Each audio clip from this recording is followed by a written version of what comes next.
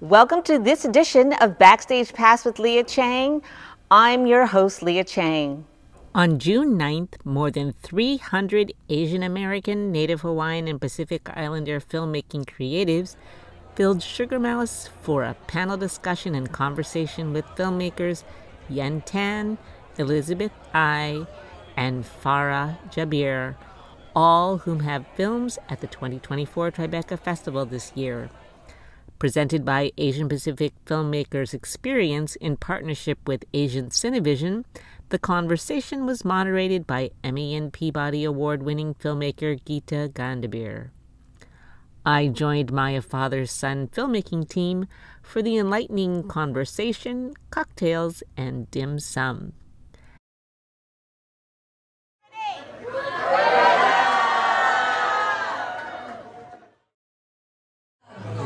My name is Chang. I'm an actor, I'm a filmmaker, and I'm the co-producer of Asian Pacific Filmmakers Experience.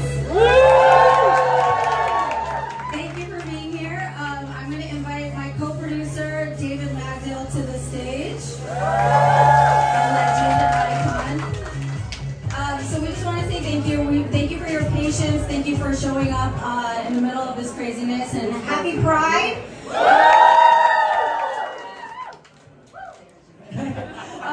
But we just want to say welcome. We're going to get to all the kind of admin logistics after the panel, but we want to get the program started ASAP.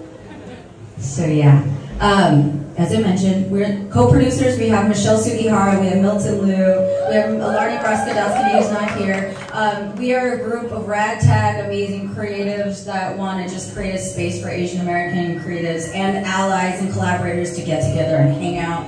Connect with each other, connect with each other, and hopefully build relationships, make great work. So that's why we're all here today. Come on, New York!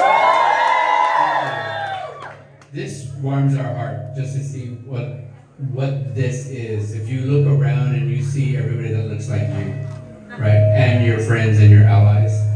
So it's good for all of us to be here in this room. So we're happy to be in. Asian Pacific Filmmakers Experience at Tribeca or New York City.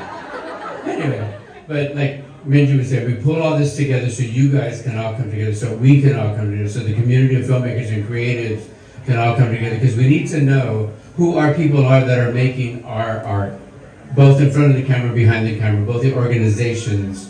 We need to know who we need to support as we go on. This is like a moment in time for all of us. I've been doing this forever, it feels like, and we've been in the trenches for like the longest time. And this is a moment that we have that we think we need to celebrate, but we also need to support everybody. This panel that we put together is people who have films here at Tribeca that we all have to support. There's a number of other Asian Pacific filmmakers that are also in this festival. But it gives me great pleasure that I finally got to get this one director slash producer slash really great human being to come and moderate our panel today. And it's this filmmaker that I totally love. She does everything from narrative features to amazing documentaries that make you think. So without further ado, let me introduce the award-winning Geeta Gandbhir.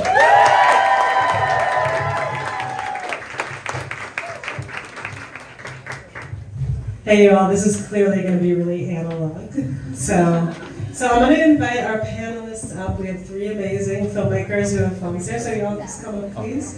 And I'm going to actually allow them to introduce themselves, so I don't mess it up.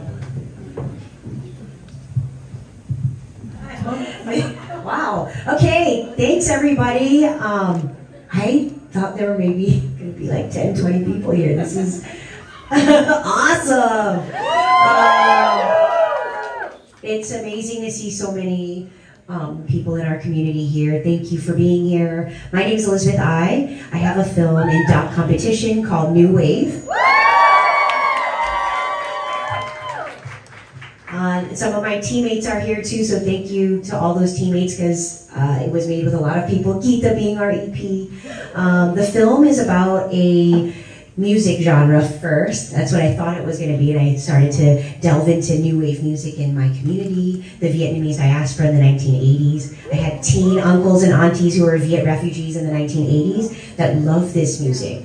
And so when I was pregnant with my daughter back in 2018, I was like, what kind of story would I tell her about my people? Because I didn't have parents, I had these uncles and aunties that raised me. So all of my childhood memories were anchored in this music and that time.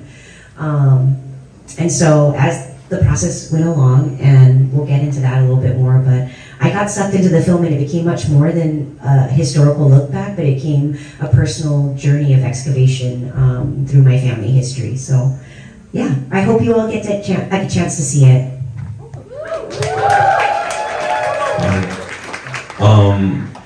My name is Yan Tan. I'm a writer and director. I actually live in Austin. I was born and raised in Malaysia. So seeing this many Asians in this space is, I don't get to see this as much in Austin, but so this is wonderful, I think. The film that I have at Tribeca this year is it's a narrative film called All That We Love. It's in Spotlight Narrative. It stars people who have seen it. Okay, that's good. It's like nobody cares. The movie stars Margaret Cho, Jesse Tyler Ferguson, Kenneth Choi, Atsuko Okatsuka, and it's a film that's about a single mother who loses her dog in the beginning of the film, and it's about the aftermath of that, of the journey of self-discovery, and also just sort of this idea of coming to terms of what it means to be to sort of accept your circumstances and find ways to move on after going through a loss, you know. And I think it's a film that's very much based on my personal experiences. I lost my dog 10 years ago, and that was my first dog, and I thought that experience was very interesting and profound in very unexpected ways. I remember at that time I was looking for a film to sort of address this very specific kind of grief, and the best, the closest version I could find was Marley and Me at that time, but I wanted to see the version of Marley and Me after Marley dies, and that was not a movie, so I was like, okay, let's just go ahead and write this one, and then make it Asian also, not knowing that it was gonna make everything harder to get off the ground. So 10 years later, here we are. It's I literally went into making the film after putting down my second dog, so I was totally mentally in the right space. I was doing method directing. So that's essentially the movie. There's 2 more screenings. If you guys want to check it out, just go to the website. Thank you.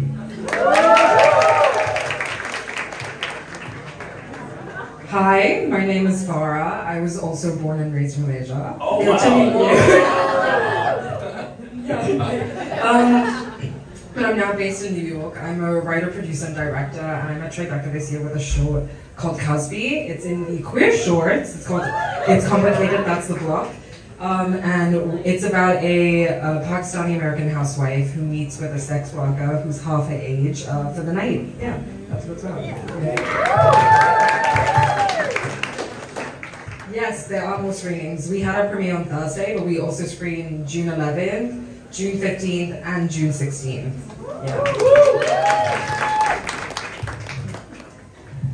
Okay, so you all kind of covered a little bit of the origin story of the film, but I want to talk, there's a lot of themes that I see in your films that are commonalities. So I just want to talk about how those are perhaps specific, if they are, to the AAPI experience. So there's themes of love, loss, there's trauma, obviously, a desire for a sense of belonging, and a need to rebuild, either oneself or communities. I just wanted to talk to you about those themes. Again, there were common threads through all your stories, and if you could talk about, was that obviously, were these intentional, personal? How did that come about? Wow, no, definitely not intentional. I think it really, growing up, I'm sure many of us in this room have the same experience, but we grew up without a lot of depictions of ourselves, and so the entry point for me was just, I want to tell a story about my people, and we're going to squarely center joy and celebration, and I'm just going to make a music doc. I'm going to tell this history. I'm going to save a piece of this that's not being recorded anywhere else. So that was really the beginning of the journey, and then it became so much deeper because as everybody was sharing their accounts with me from the community, I realized I was doing a major disservice by trying to avoid the pain. I was just like, no, I just want it to be joyful. And then, you know, it became I actually made 2 films. There was one version where it was that. It was historical. There were, you know, a lot of talking heads, and people felt like the stakes weren't high enough. Yeah, my advisors, I kept looking at Geeta, she's like, how can you go deeper? What is the director trying to say? I know there's history here, but what are you trying to say? And so I spent 2 more years in the edit with my editors. Some of them, Hije and Nancy, I think you're in here. Christina, I think, too. I don't know if Sam's in here. 4 editors. And Hije started in 2019 working on fundraising samples. So it was major, and producers, so many people. So I just want to say too, for your film, it's really you. It's your story, which is what makes, again, it's super compelling, and I was a big part of shoving her into the film, which was really annoying and added 2 years to the edit, but here we are. Here we are. It's a win. It's a win. And then for your film, what I found so fascinating is the main character, the protagonist, is kind of, the movie I found to be very funny, it's humorous, but the main character is also annoying, like is a person who is kind of, you know, not necessarily immediately likable, but, and when we discussed this, and so, but I think is someone, but somehow we can all relate to her. Is she an auntie, is she a mom, you know?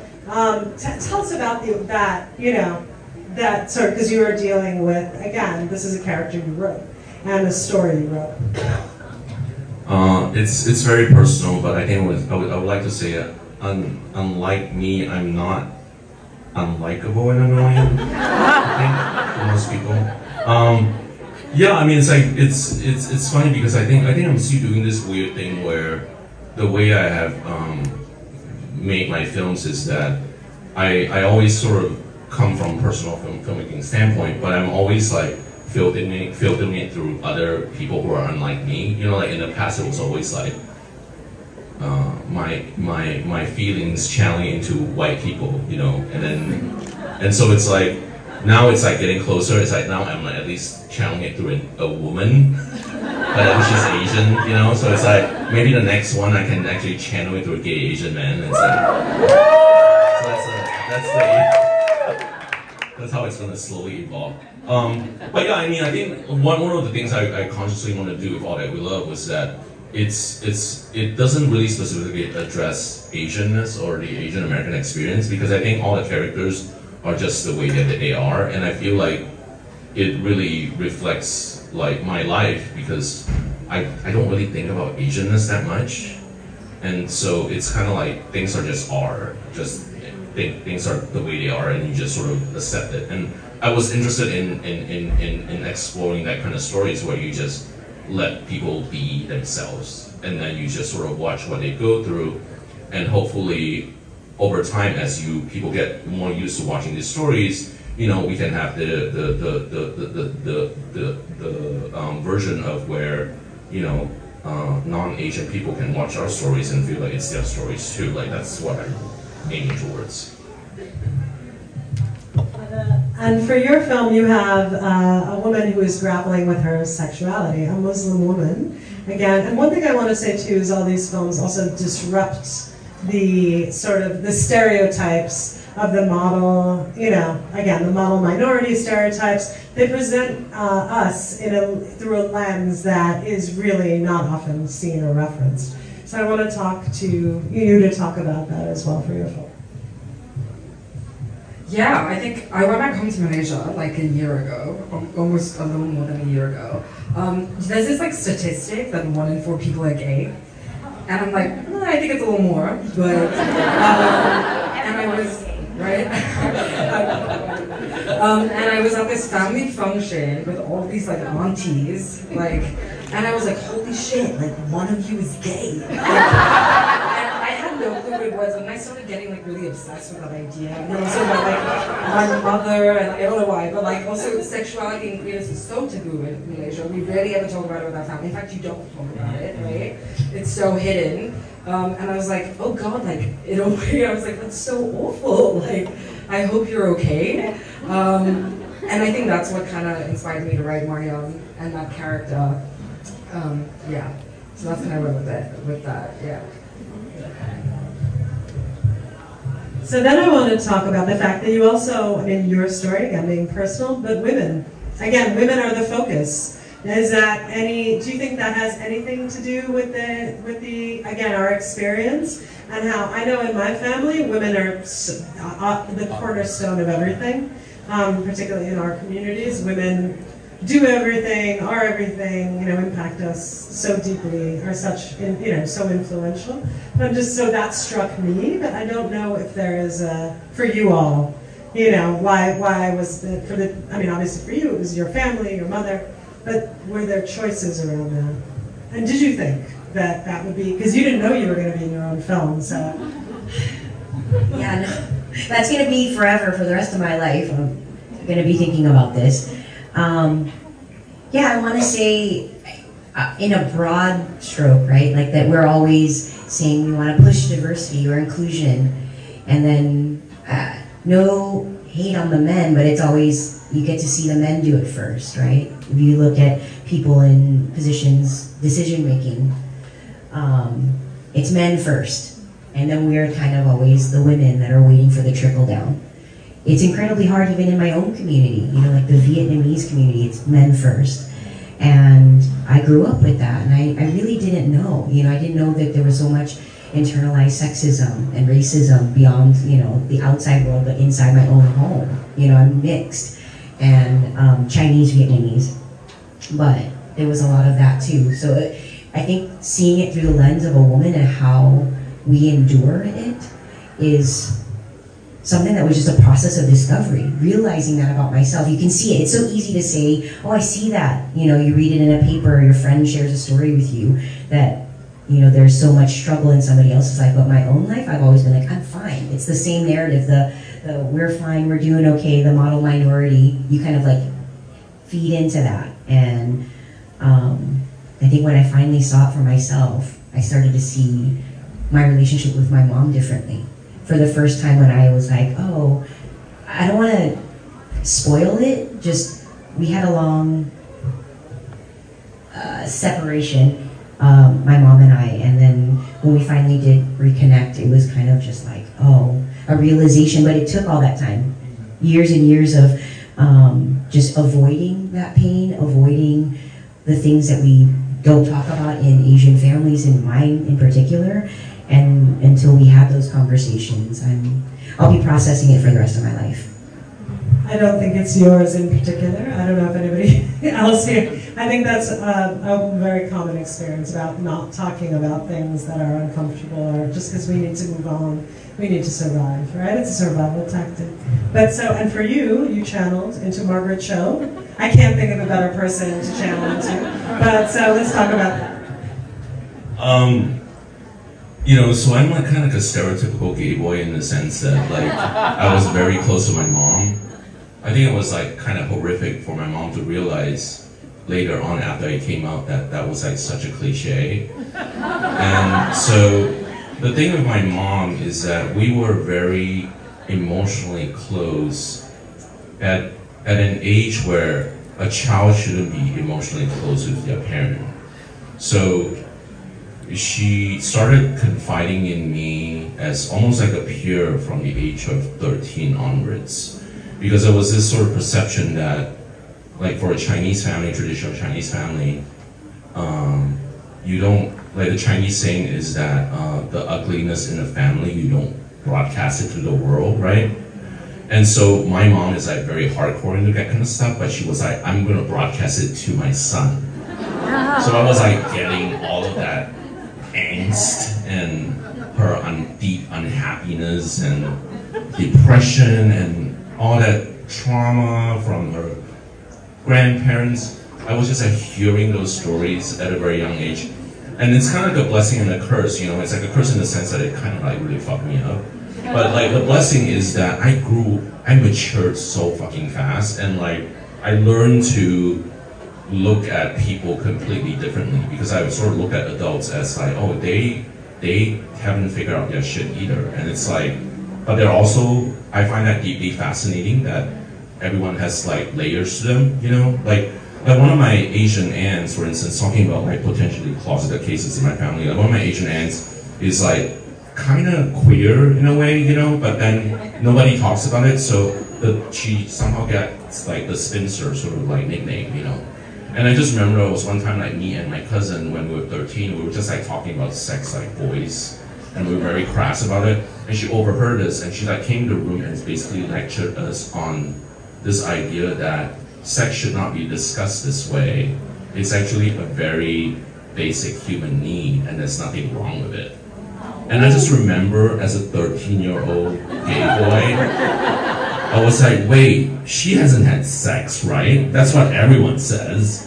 How did she express it so eloquently and so assertively that I started feeling like there's something else to her. There's like an ocean within her that somehow is not what everyone knows, right? And I think that part of it was just like fascinating. I think I've sort of always looked at Asian women as like, oh my gosh, this is like a well of material and everything, you know? Never explored. Yes, exactly, yeah.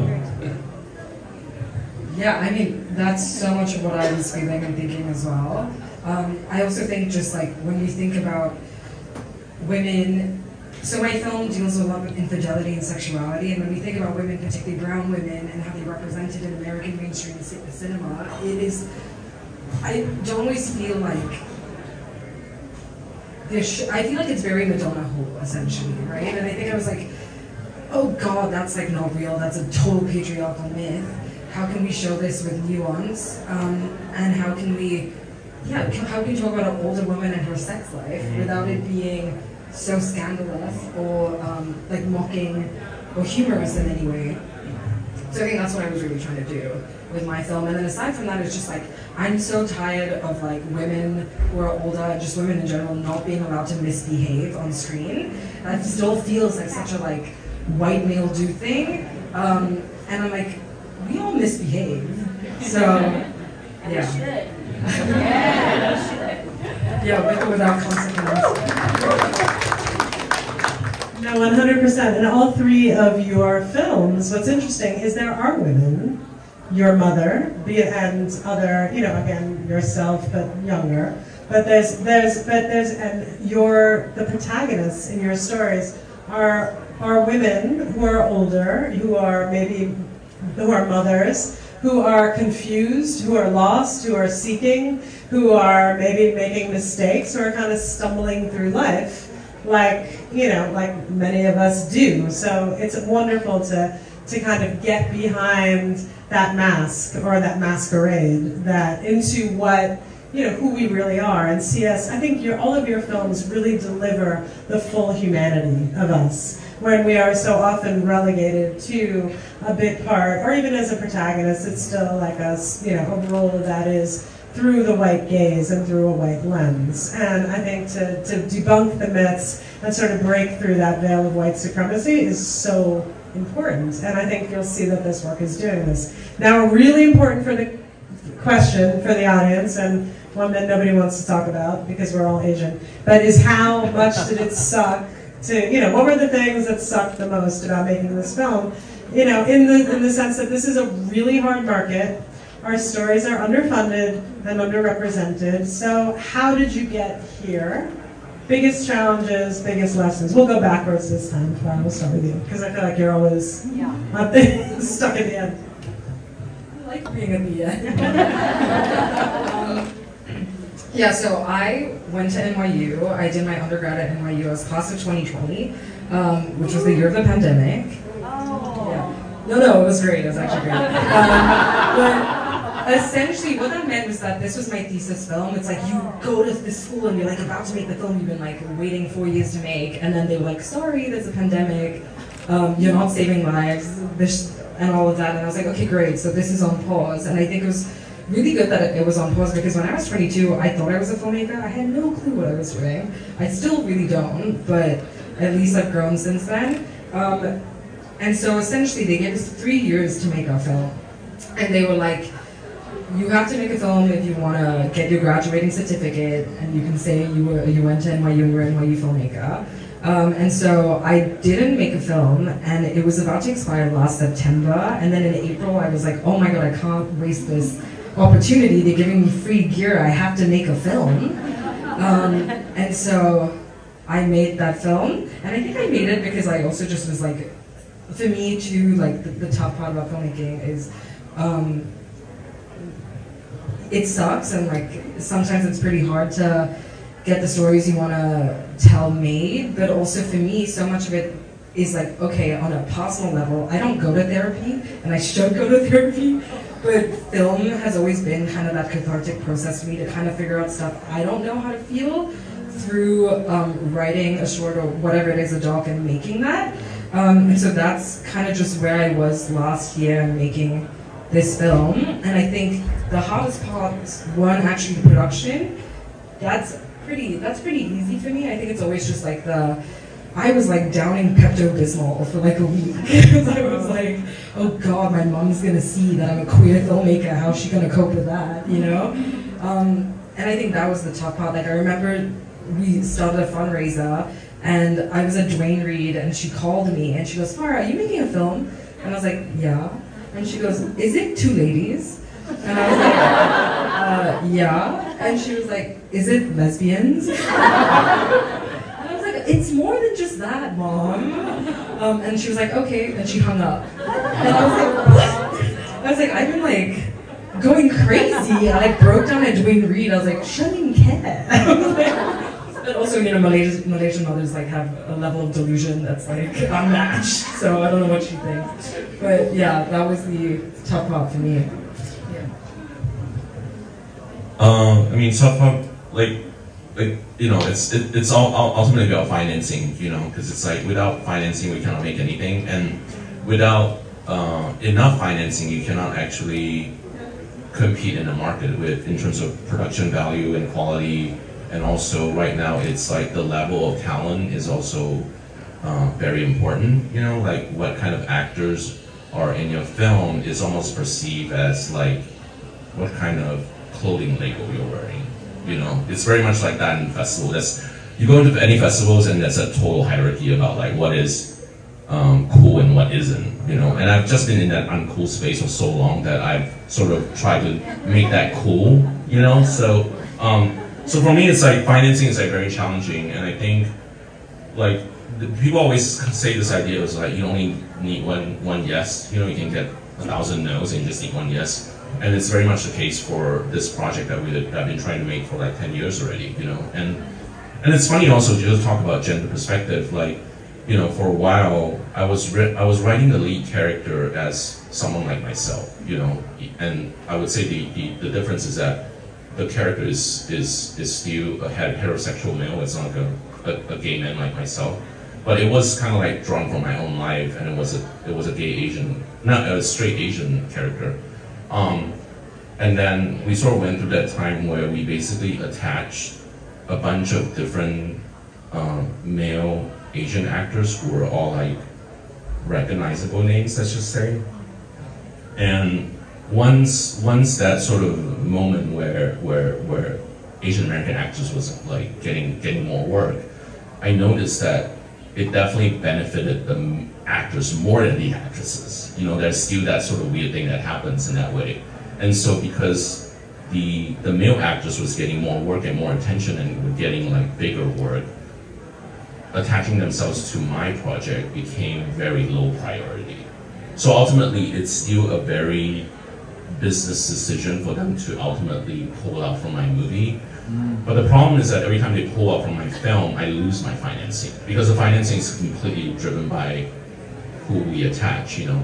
I was very lucky in that we found a financing company, which is Leyline Entertainment, and they did, you know, they co-finance Everything Everywhere All at Once, and you know, the Green Knight and a bunch of the A24 stuff, and they're just very cool, you know. They're very cool people. They're not even Asians, and they're just like very supportive of what I was trying to do, and completely backed me in terms of like when I said, "Is it okay if she's now a woman?"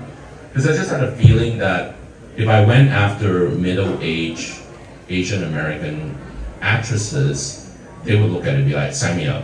Like, because I was like, you're not getting this right. You're probably not getting a role like this.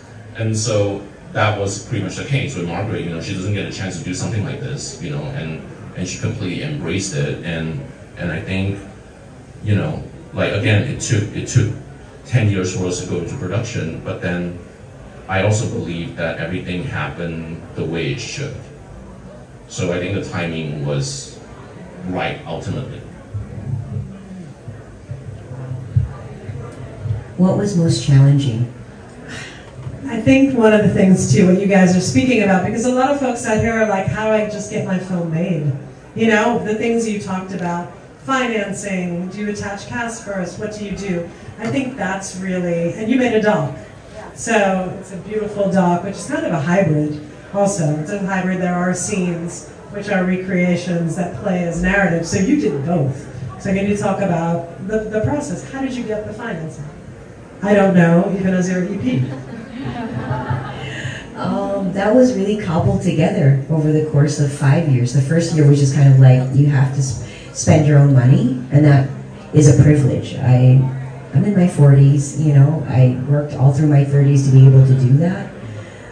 So I want to say that first, if there are young filmmakers just out of school, that's really hard to say I'm in college debt or whatever to have that money, but it's something I couldn't have done in my 20s.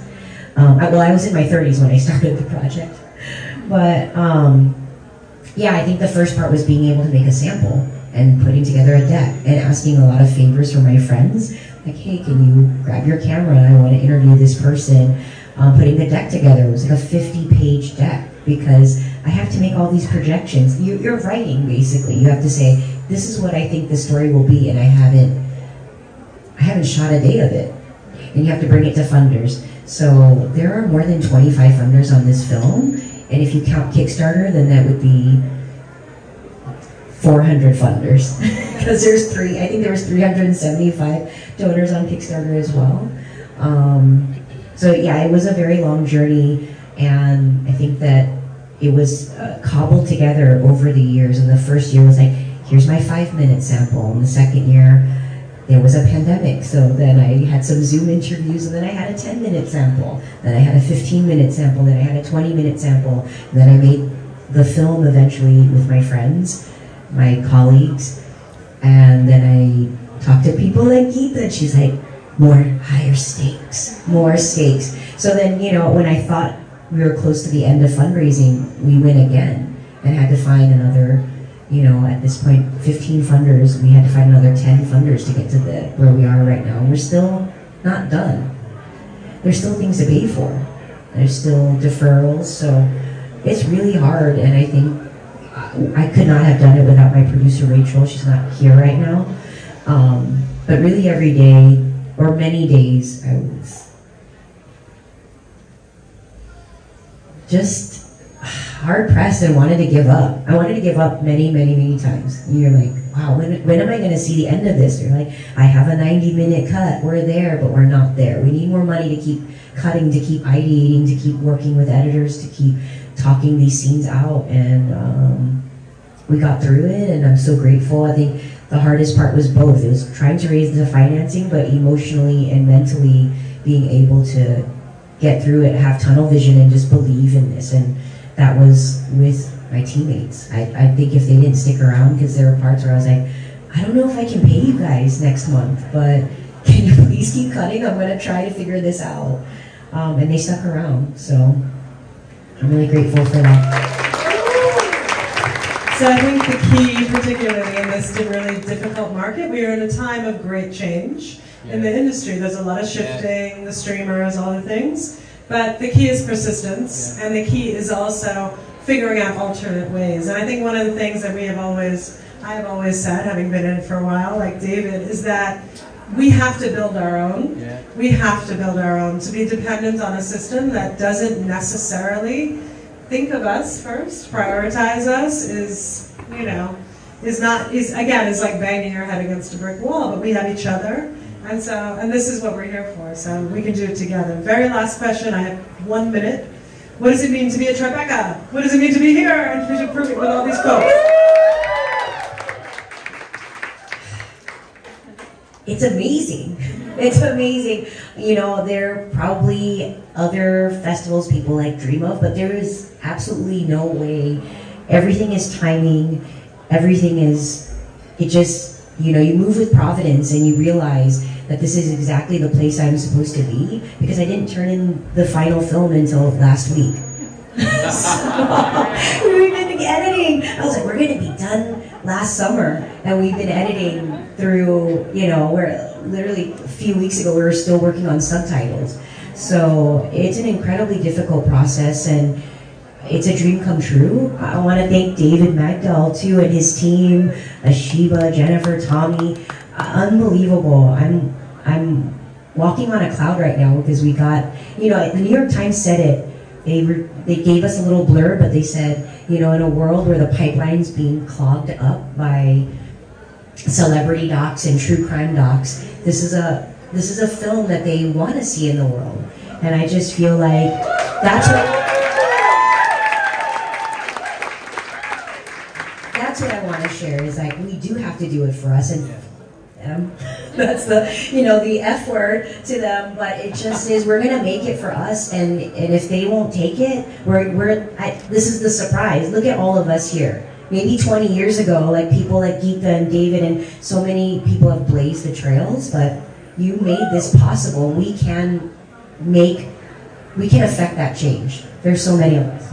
That was not 1 minute, but that was amazing. I was having the most amazing day at Tribeca until I lost my phone in an Uber ride last night. So no, it's fine. I got a replacement phone and stuff, but you know, it's one of those things like, God damn it, that would never happen to me. So yeah, I mean, Tribeca, you know, I mean, for me, it's ultimately I'm very grateful to be here. I'm grateful to be here with you guys and to just be in this room and to have this amazing conversation.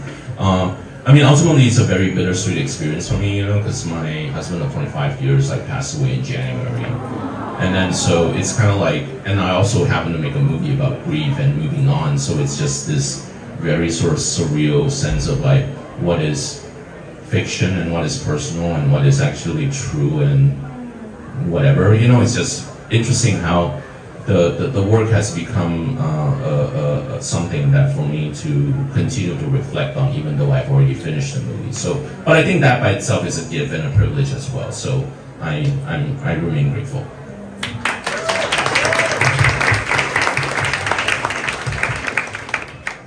I hope you get to find your phone. Yeah, for me, it's been really awesome because my crew is New York based, and we're a bunch of 20-year-olds. We can't afford to go anywhere, so like the one silver lining is we've all been able to be together this week and celebrate that and get to meet really cool new people and be invited to spaces we would never have been to otherwise because of Tribeca. I'm very grateful for that. So yeah. I'm an actor, filmmaker. I'm the former executive director of Collaboration. I don't know if anybody here knows Collaboration with a K. But we 22 years of discovering Asian American talent, so it means a lot to me that we are, again, busting at the seams with API narratives, with stories, with talent. And yeah, it's just a pleasure that we could be here. I'm going to pass the mic to Milton Liu, our other co-producer. Hi everyone, thank you so much for coming. I'm Milton Liu, one of the co-producers of APFE, but I'm also the executive director of the Asian American Media Alliance. And I want to make this short, but thank you so much to our panelists, to the filmmakers, but mostly to you all for coming here, for being an inspiration for us to keep moving and keep telling our story. So thank you so much. And before I want to say, we're going to stay right here because we're going to take a group photo going that way to show all of our fantastic fucking faces. Hi everyone, I'm Magdael Associates. I'm the Executive Director of CAPE, which is the Coalition of Asian Pacifics of Entertainment. We are supporting Asian Pacific Islanders both in front of and behind the camera. I want to give a shout out to Jess Boo, my communications manager who's here. Also Grace Cow and Rhea Moore, who couldn't make it out this year, but they have really helped in planning this event, and I know it's always great to be the only thing standing between you and food, so we'll make this very quick.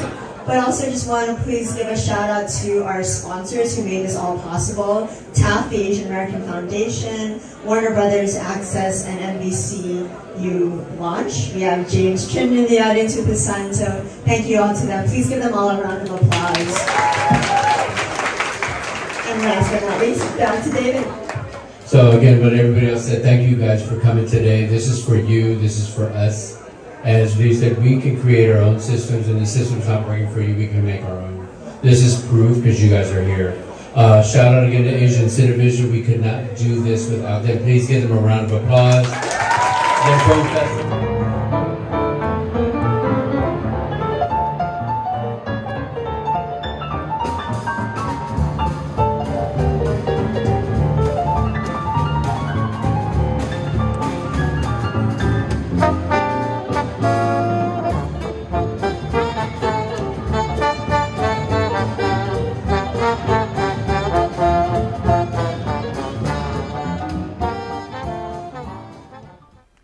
Thank you for joining me for this edition of Backstage Pass with Leah Chang.